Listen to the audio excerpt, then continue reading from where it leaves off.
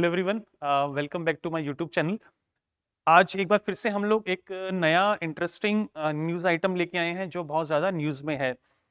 तो जो इंडिगो वाला जो फ्लाइट है एयरलाइंस, उसको लेके जो पूरा केओस हुआ है इंडिया के सभी एयरपोर्ट्स पे, पूरा जो एक प्रॉब्लम हुआ है लोगों को, उसको लेके है ना, आप सब लोग अवेयर हैं। तो उसमें हम लोग डिस्कस करेंगे जो आज न्यूज़ आइटम आया है, warning bell. In 60% of routes it operates, IndiGo has monopoly. तो वर्ड जो मोनोपोली है उस पर आपको फोकस करना है। Flight chaos underlines the risk of high market concentration. तो हाई मार्केट कॉन्सेंट्रेशन जो टर्म यूज हुआ है इस न्यूज आर्टिकल में, आइटम में, और जो मोनोपोली जो टर्म यूज हुआ है उस पर हम लोग आज का पूरा जो डिस्कशन है फोकस करेंगे। तो just to give your background, ये जो पूरा केओस है आप देख सकते हैं इंडिगो एयरलाइंस को लेके, जो पैसेंजर्स थे जो उनको ट्रेवल करना था, उनकी जो फ्लाइट्स हैं वो कैंसिल हो गई हैं, डिले हो गई हैं, बहुत ही ज़्यादा ना, एक अनप्लान्ड तरीके से। तो लोगों को बहुत ज़्यादा प्रॉब्लम हुआ। किसी को अपनी शादी में जाना है, किसी को इंटरव्यू के लिए जाना है, किसी को ट्रीटमेंट लेना है, तो बहुत सारे इश्यूज इसके कारण हुए। तो उसमें जो बैकग्राउंड ऐसा है कि जो नए FDTL flight duty time limitation, जो आर्स या जो नॉर्म्स हैं ना, वो गवर्नमेंट ने किक इन किया। द आइडिया इज कि आप अनलाइक ना पहले की तरह आपको रेस्ट देना पड़ेगा पायलट्स को, और जो नाइट लैंडिंग्स हैं उस पर भी लिमिटेशंस लगा दिए। तो flight duty time limitations norms kick in हुए। अब इसमें ये कंट्रोवर्सी है कि ऑल्दो एयरलाइंस को टाइम दिया गया था, लेकिन उन्होंने टाइमली प्लानिंग नहीं किया और गवर्नमेंट को कहीं ना कहीं है ना रोल बैक करना पड़ा। तो उसमें जो टर्म है ना, जो इस न्यूज़ आर्टिकल में टर्म यूज हुई है वो है मोनोपोली। तो पूरा जो केओस है कहीं ना कहीं उसमें जो न्यूज़ आइटम में भी है कि इंडिगो का जो मोनोपोली है 60% ऑफ जो रूट्स हैं, डोमेस्टिक रूट्स हैं, उसके कारण कहीं ना कहीं ये केओस हुआ है। अगर ये मोनोपोली नहीं होता, अगर ये डुओपोली नहीं होता, और अगर है ना बहुत सारे प्लेयर्स होते मार्केट में, तो इतना केओस या लोगों को प्रॉब्लम नहीं होता। तो यूपीएससी सिविल सर्विसेज के पॉइंट ऑफ व्यू से जो टर्म्स इस आर्टिकल में आए हैं उस पर हम लोग फोकस करेंगे और कंसेप्चुअली समझने की कोशिश करेंगे ये एक्चुअली हुआ क्या है इसके अंदर। एफडीटीएल नॉर्म्स रूल्स तो एक अनदर थिंग है, बट ये केओस कैसे मिटिगेट हो सकता था और क्यों हुआ, उसके पीछे क्या इकोनॉमिक्स इन्वॉल्व है, उसको हम लोग जान रहे हैं। तो इसमें अगर आप देखेंगे कि है ना, गवर्नमेंट को बैकफुट पे आना पड़ा है और गवर्नमेंट को कहीं ना कहीं रिलैक्सेशन देना पड़ा इंडिगो एयरलाइंस को। तो पहला जो टर्म इसमें यूज हुआ आइटम के अंदर, अगर आप इसको ध्यान से पढ़ेंगे तो वो है हरफिंडाल हर्शमैन इंडेक्स की बात हो रही है। तो HII जो इंडेक्स है, हरफिंडाल हर्शमैन इंडेक्स, वो कहीं ना कहीं जो किसी भी मार्केट के अंदर है ना कितने सेलर्स हैं, है ना कितने मार्केट में पार्टिसिपेंट्स हैं, उसको ये मेजर करता है ना, उसमें कितना मोनोपोली कितना है या मार्केट कॉन्सेंट्रेशन कितना है, उसको ये HII इंडेक्स है ना मेजर करता है। तो ये बहुत ही हाई है। अगर हम लोग देखेंगे लेटर ऑन एयरलाइंस जो सेक्टर है इंडिया के अंदर, उसमें मोनोपोली है ना, डुओपोली क्या होता है, टू बिग टू फेल जो फेनोमिना है वो क्या होता है, हाई मार्केट कॉन्सेंट्रेशन जो रिस्क है जो इस वाले केस में वो क्या होता है, सिस्टमिक रिस्क क्या होता है, और इन सब के चलते हाई जो एंट्री बैरियर होते हैं, नए प्लेयर का आना मार्केट में बहुत मुश्किल होता है, वह क्या होता है, और कैसे कुछ जो मोनोपोलीज जो होती हैं है ना, नेचुरल हो या अदरवाइज हो, कैसे डोमिनेंट जो मार्केट प्लेयर्स हैं वो कैसे अपने मार्केट डोमिनेंस का को अब्यूज करते हैं है ना, ज़्यादा प्राइसेस चार्ज करने के लिए, या नए प्लेयर्स को मार्केट में एंटर नहीं होने देते हैं। तो कैसे जो पूरा इंडियन जो एयरपोर्ट या जो एयरलाइन सेक्टर है वो कैसे आपका स्क्यूड है, उसमें जो मार्केट शेयर है ना, जैसा इस आर्टिकल में भी यूज हुआ है कि 60% जो रूट्स हैं, मतलब कहने का मतलब है कि ऑलमोस्ट ऑलमोस्ट इसमें दिया हुआ है कि 10 अगर एयरलाइंस में अगर पैसेंजर ट्रेवल करते हैं तो 6 पैसेंजर इंडिगो एयरलाइंस को यूज करते हैं। तो ये जो highly skewed market share ratio है उसने क्या रोल प्ले किया है।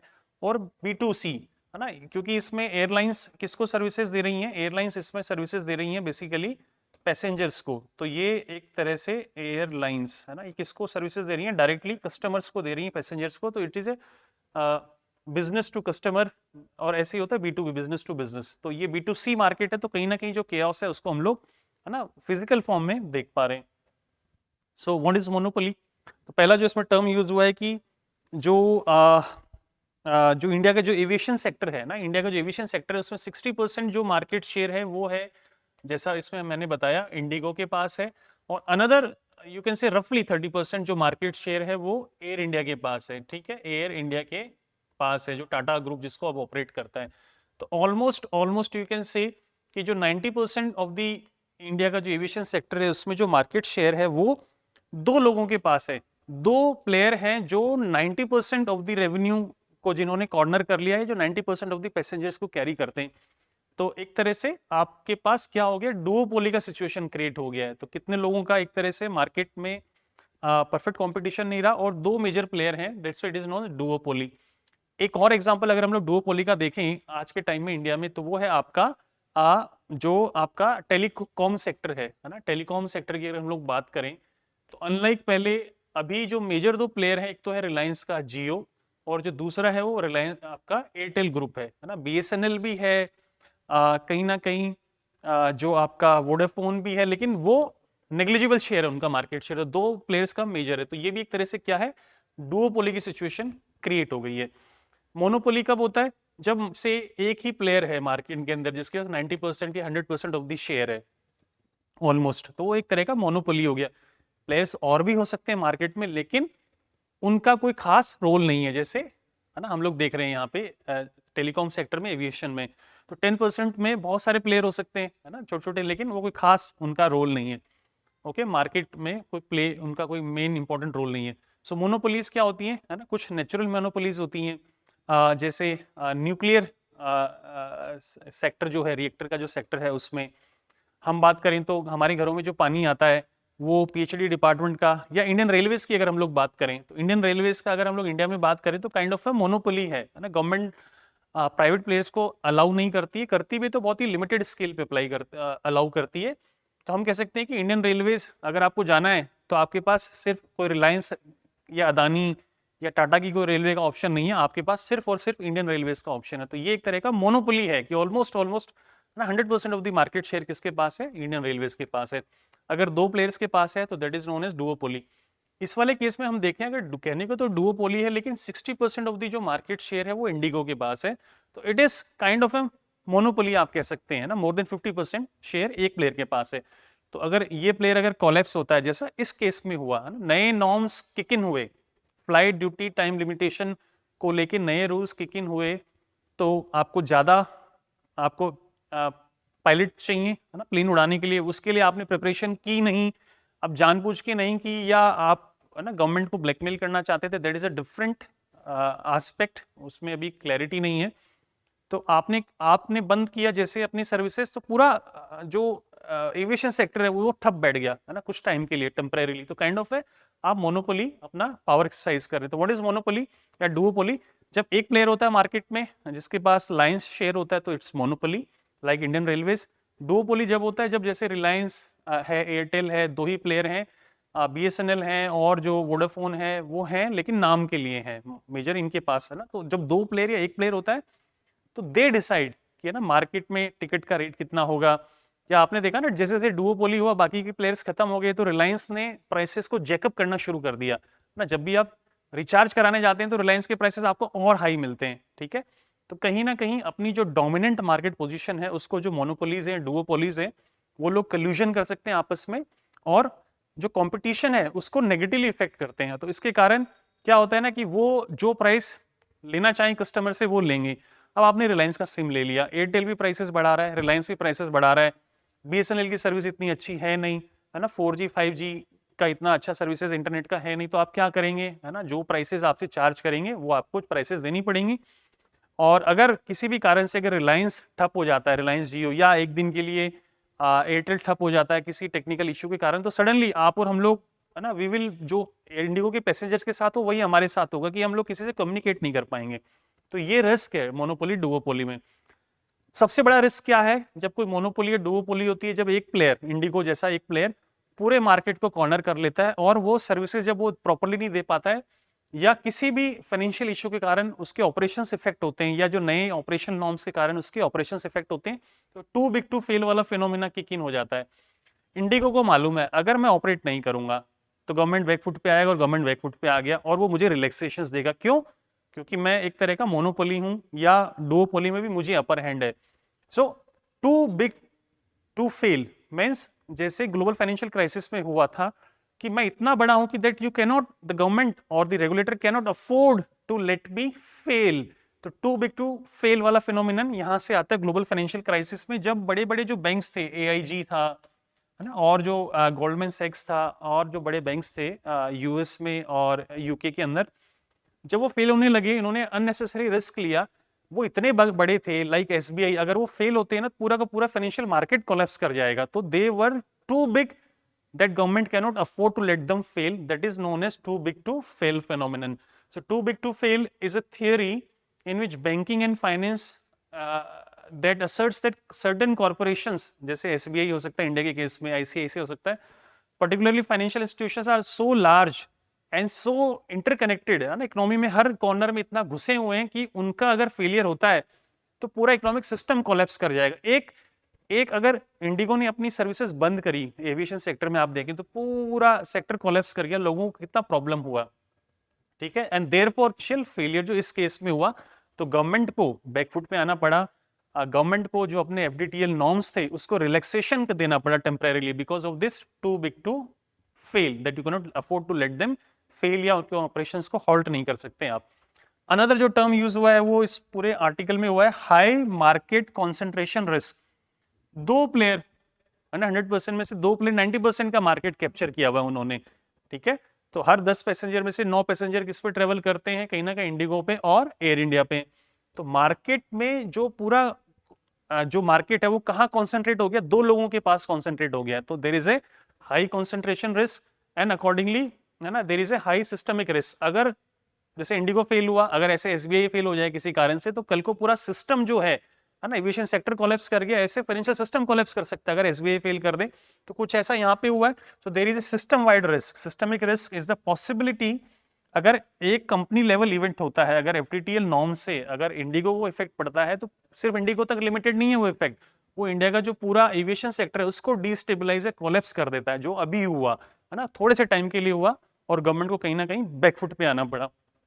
अनदर प्रॉब्लम क्या होता है, जब देयर इज ए मोनोपोली या डुओपोली, जो इंडिगो के केस में है या रिलायंस एयरटेल के केस में, ये है कि अगर आप और मैं कंपनी शुरू करना चाहते हैं, नया एयरलाइंस शुरू करना चाहते हैं, नया टेलीकॉम कंपनी शुरू करना चाहते हैं, मार्केट बैरियर बहुत हाई है ना, वो इतना लो प्राइसेस रखेंगे रिलायंस की तरह या इंडिगो की तरह की बाकी की एयरलाइंस फेल हो जाएंगी या बाकी की टेली कम्युनिकेशन कंपनीज फेल हो जाएंगी।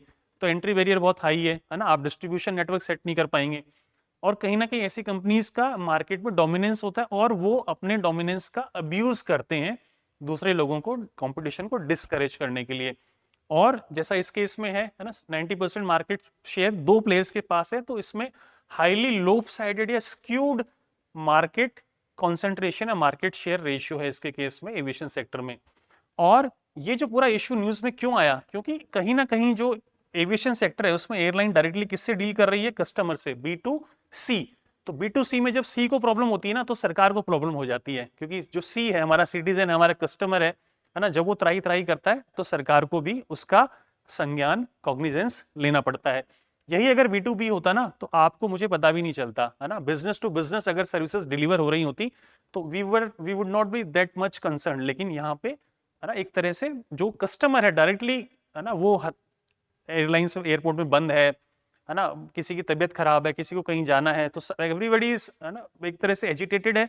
तो ये पूरी चीज इतना ज्यादा, है ना, एक तरह से बवाल हमारे सामने निकल के आया, क्योंकि जो एविएशन सेक्टर है वो B2C में काम कर रहा है इंडिगो, ऐसे B2B होता है ना, बिजनेस टू बिजनेस होता है। तो ये टर्म्स हमने इस न्यूज आर्टिकल में देखी हैं, और इसको जब आप फर्दर पढ़ेंगे तो इसमें एक बहुत इंटरेस्टिंग टर्म यूज हुआ है जो मैंने अभी तक डिस्कस नहीं किया, विच इज हर्फिंडाल-हर्शमैन इंडेक्स, है ना। जो लेवल ऑफ कॉन्सेंट्रेशन है, मार्केट कॉन्सेंट्रेशन है, या जो लेवल ऑफ मोनोपोली है, उसको ये कैप्चर करता है। अब इसको हम लोग समझें कैसे कैप्चर करता है हर्शमैन इंडेक्स। अच्छा, जब ये मोनोपोली, ना, पूरा जो इशू हुआ, तो जो मोनोपोली होती है, तो मैंने कहा ना, या वो अपनी जो मार्केट डोमिनेंस है उसको अब्यूज करते हैं। कैसे करते हैं, जैसे ही इंडिगो की फ्लाइट्स डिले हुई, कैंसिल हुई या ग्राउंडेड हो गई, तो जो एयर इंडिया है उन्होंने इस पूरी जो आपदा है उसमें अवसर में उसको कन्वर्ट कर दिया और हाई रेट्स उन्होंने चार्ज करना शुरू किया। कहीं ना कहीं जो कह सकते हैं 5 टाइम्स, है ना, रेट्स उन्होंने चार्ज किया। जो 7,000 की है उसको ऑलमोस्ट सीधे सीधे 40,000 ले गए, 80,000 ले गए, 10 टाइम्स ले गए। तो 5 से 10 टाइम्स उन्होंने रेट को चार्ज किया। क्यों? क्योंकि लोगों के पास ऑप्शन ही नहीं है है ना, कंपटीशन ही नहीं है, परफेक्ट कंपटीशन ही नहीं है। अगर 5 प्लेयर होते कम से कम, तो ये रेट्स इतनी हाई नहीं जाती, हाई जाती 6 की हो सकते हैं, 10 हो जाती, लेकिन 25 या 50,000 नहीं होती। तो ये एक बहुत बड़ा जो क्राइसिस था, आपदा थी, इंडिगो क्राइसिस, उसको अवसर में बदल दिया कुछ लोगों ने 10 टाइम्स प्राइस चार्ज करके। तो हरफिंडल हर्षमन इंडेक्स जो है, इस पूरी मोनोपोली के जो एक्सटेंट है, चाहे वो एविएशन सेक्टर हो, चाहे टायर सेक्टर हो, चाहे सीमेंट सेक्टर हो, चाहे टेलीकॉम सेक्टर हो, उसमें लेवल ऑफ मोनोपोली को ये कैसे मेजर करता है, और कैसे करता है हम लोग देखेंगे। It's a measure of market concentration in an industry, है ना, has been increasing in sectors. तो इंडिया के अंदर जो मार्केट कॉन्सेंट्रेशन है, जो मोनोपोलिस्टिक टेंडेंसीज है, वो कहाँ कहाँ देखने को मिलती है। जैसे मैंने बताया ना आपको, टेलीकॉम सेक्टर में, एयरलाइंस में हमने देख लिया, 2 ही मेजर प्लेयर है, एयर इंडिया है और इंडिगो है। सीमेंट सेक्टर में, स्टील में और टायर सेक्टर में आपको ये चीजें देखने को मिलती हैं। ठीक है, तो what is HHI, Herfindahl Hirschman index? तो it measures the market concentration, कैसे? By squaring the market share of each firm in a sector. तो यहाँ पे अगर 100% मान लीजिए is the total market share, तो 60 किसके पास है? आपका इंडिगो के पास है। 30% किसके पास है ना, ये इंडिगो के पास हो गया, और ये आपका एयर इंडिया के पास हो गया। तो हर्षमन इंडेक्स कितना हो गया इसका HHI, अगर हम लोग निकालना चाहें तो दिस विल बी, जो मार्केट शेयर है उसका स्क्वायर कर दो आप 30, और उसका स्क्वायर कर दो, दिस विल बी 3600 प्लस 900, तो this is almost 4500 is the Hirschman index. जैसे ही हर्षमन इंडेक्स आपका 1800 या 2800 से ज्यादा होता है, that is very high levels of concentration risk और monopolistic tendencies there। तो ये होता है आपका, the higher the score, the more control is concentrated in the hands of few players like Indigo, like Reliance, like Airtel, है ना। The score breakup is like this। अगर 1500 से कम है आपका, तो इसका मतलब there are number of players, है ना, किसी एक पर्टिकुलर 2 या 3 प्लेयर का उसमें, है ना, कैप्चर नहीं किया हुआ उन्होंने, तो उसमें आप कह सकते हैं कि मार्केट इज कॉम्पिटिटिव, उसमें कोई डरने की, घबराने की बात नहीं है। जैसे ही आपका स्कोर 2500 से ऊपर, जैसा जैसे इस वाले केस में गया, एविएशन सेक्टर के केस में, है ना, 4500 है, तो 2500 से जैसे अबव होता है market share, then it means कि it is highly concentrated in the hands of 1 और 2 प्लेयर्स। ठीक है, often raising red flags for regulators. तो DGCA जो एविएशन का जो रेगुलेटर है ना, उसको पहले ही सतर्क हो जाना चाहिए था कि जो हमारा एविएशन सेक्टर है ना, उसमें जो हरफिंडाल हर्षमन इंडेक्स है, वो आपका बहुत हाई है, वो 2500 से बहुत हाई है ना, 4500 है, 4500 है। It's means there is high concentration, जो मार्केट शेयर है उसको 2 लोगों ने पूरा कॉर्नर कर लिया है। तो मैक्सिमम स्कोर कितना हो सकता है कि मान लीजिए एक ही प्लेयर है, तो 100% मान लीजिए इंडियन रेलवेज के पास है ना, रेलवे सेक्टर की बात करें तो इसका स्क्वायर कितना हो गया? 10,000 हो गया। तो हाईएस्ट इंडेक्स कितना हो सकता है? ये आपका 10,000 हो सकता है। तो मैक्सिमम स्कोर इज 10,000। वो कब होता है? When a single firm like Indian railways controls 100% of the market, which is a pure monopoly. ठीक है, तो ऐसा बहुत कम केसेस में देखने को मिलता है, जहां पे या तो नेचुरल मोनोपोली होता है, या गवर्नमेंट बाय लॉ, है ना, न्यूक्लियर सेक्टर की हम बात करें तो गवर्नमेंट, है ना, कुछ ही, जैसे NPCI हो गया, उसी को अलाउ करेगी ऑपरेट करने के लिए, तो वो एक रेगुलेटरी मोनोपोली है। ठीक है, उसमें कोई ऐसा रिस्क नहीं है, कोई गवर्नमेंट इज देयर। तो कंक्लूजन क्या है? जितना ज्यादा मार्केट कॉन्सेंट्रेटेड होगा, उसका जो HIA इंडेक्स है उतना ही 10,000 के क्लोज होगा, उतना ही हाई होगा, जैसे 4500 हो गया। एंड ग्रेटर जब pricing power firms typically hold. तो अब देखा ना आपने, एक ने कोलैप्स किया, सिर्फ एयर इंडिया बचा मार्केट में, तो उसने 10 टाइम्स प्राइस चार्ज करना शुरू कर दिया। तो आप देखें यहाँ पे, है ना, ऑलमोस्ट 10 टाइम्स प्राइसेस चार्ज कर रहे हैं, जस्ट बिकॉज की IndiGo is not able to operate, और पूरा का पूरा मार्केट कहीं ना कहीं एक ही प्लेयर एयर इंडिया के पास आ गया। तो ये जो प्राइसिंग पावर है ना फर्म का, वो बहुत हाई होता है जब number of players are less. ठीक है, तो यही वही है, आपका जो भी मार्केट शेयर है उसका स्क्वायर करके आप ऐड कर दो, that will give you Hirschman Herfindahl index. Concentration ratio कैसे निकालेंगे? सिंपली उनका जो भी ना मार्केट शेयर है उसको ऐड कर दो आप। तो यहाँ पे 60 तो मान लीजिए इंडिगो का हो गया, और 30 हो गया आपका एयर इंडिया का हो गया। तो कितना हो गया कंसंट्रेशन रिस्क, या इसमें फर्म कंसंट्रेशन रेशियो कितना हो गया? 90 हो गया। So it is very very high. तो HHI इंडेक्स भी बहुत हाई है, और firm concentration ratio is also very very high. तो ये एग्जाम्पल दिया हुआ है।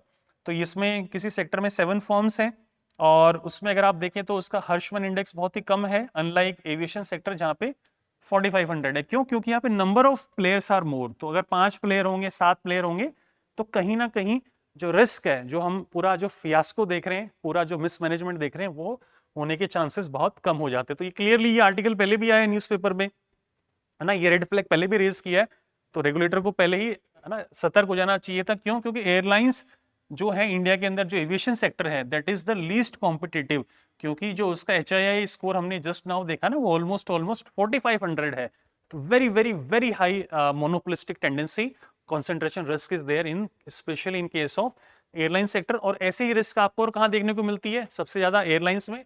सेकंड, पेंट्स में अब कम हो गई है ना, अब JSW आपके पास कोई ऑप्शन ही नहीं है। स्टील में बहुत हाई है, टाटा स्टील, और बहुत कम प्लेयर हैं। टायर्स में बहुत हाई है, MRF, है ना। सीमेंट में बहुत हाई है, क्योंकि अदानी ग्रुप का, है ना कहीं कंसोलिडेशन हुआ कंपनीज का इन सभी सेक्टर्स में। तो कुछ प्लेयर्स के पास, है ना, ही बच गए हैं। आपको सीमेंट खरीदनी तो आपके पास लिमिटेड ऑप्शन है, टायर खरीदना है तो लिमिटेड ऑप्शन है। छोटे छोटे प्लेयर्स को इन्हीं लोगों ने कैप्चर कर लिया या उनको मार्केट से बाहर निकाल दिया प्राइसिंग के थ्रू।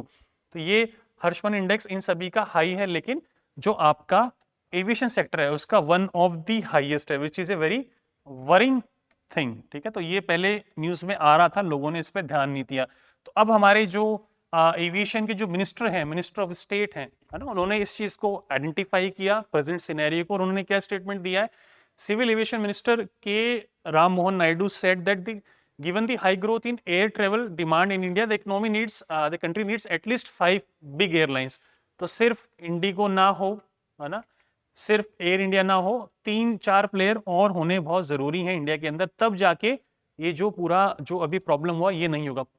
प्लेयर होने का मतलब ये होता है कि मान लीजिए किसी के पास 30% है इंडिगो के पास, 20% एयर इंडिया के पास हो गया, कोई और एयरलाइन आपने लॉन्च कर दी, उसके पास अनदर 20% हो गया, किसी के पास 10% हो गया, किसी के पास 5 हो गया, 5 हो गया, ऐसे करके टोटल 100% अगर होता है, तो जो रिस्क है, कॉन्सेंट्रेशन रिस्क है ना, मोनोपोलिस्टिक जो टेंडेंसी है, जो एंट्री बैरियर है, वो बहुत कम हो जाएंगे, और HII इंडेक्स आपको ऑटोमेटिकली कम हो जाएगा। तो अभी बहुत हाई है, कितना है? 4500 है, which is very very risky. तो इस पूरे आर्टिकल में 2 टर्म और यूज हुए हैं, one is DGCA, CCI use नहीं हुआ है, बट किसी भी इकोनॉमी में हर्षमन इंडेक्स अगर बहुत ज्यादा होता है, दो कंपनीज अगर मर्जर्स एंड एक्विजिशन करती हैं, तो वो किसकी परमिशन लेती हैं? कंपटीशन कमीशन ऑफ इंडिया की परमिशन रहती हैं।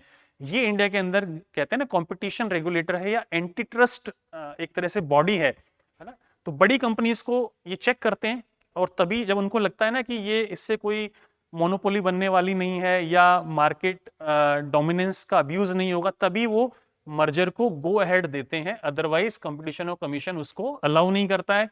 या गूगल के केस में हम लोग देखते हैं, यूरोपियन यूनियन के केस में, जब जब उनको लगता है कि गूगल ने पूरा जो सर्च मार्केट है ना, आप गूगल पे ही जाके सर्च करते हैं, याहू वगैरह का बहुत कम मार्केट शेयर है, तो वो क्या करते हैं? ऐसी बॉडीज को ब्रेक कर देते हैं, है ना। एंटी ट्रस्ट जो रेगुलेटर है यूरोपियन यूनियन को ब्रेक कर देता है। तो इंडिया में जो ऐसा एंटी ट्रस्ट रेगुलेटर है वो कौन सा है? Competition of commission of India है, जिसका काम है ये देखना कि हर्षमन इंडेक्स बहुत ज्यादा हाई नहीं हो किसी सेक्टर का, या जो प्लेयर है, डुओपोली है, उसमें वो लोग कल्यूजन ना करें, है ना, मिली भगत ना करें, और कहीं ना कहीं जो आपके कस्टमर्स हैं उनसे extra ordinarily high price charge नहीं करें, या नए प्लेयर्स को नहीं आने दें। ऐसा तो नहीं हो रहा है ना, जो एंट्री बैरियर है वो कहीं हाई तो नहीं है, ठीक है, उसको नहीं आने दे रहे हैं। तो इन सब चीजों को चेक करता है competition of commission of India, India के केस में। और DGC आपका जो ओवरऑल रेगुलेटर है एविएशन सेक्टर का, ठीक है, सेक्टर स्पेसिफिक है। तो ये हमने आर्टिकल देखा और इसको हमने समझने की कोशिश किया, जो इसमें इंपॉर्टेंट टर्म्स यूज हुए हैं आज, जो सिविल सर्विसेज के पॉइंट ऑफ व्यू से बहुत इंपॉर्टेंट है। Too big to fail, duopoly, monopoly, है ना, Herfindahl, Hirschman index. So thank you, thanks a lot.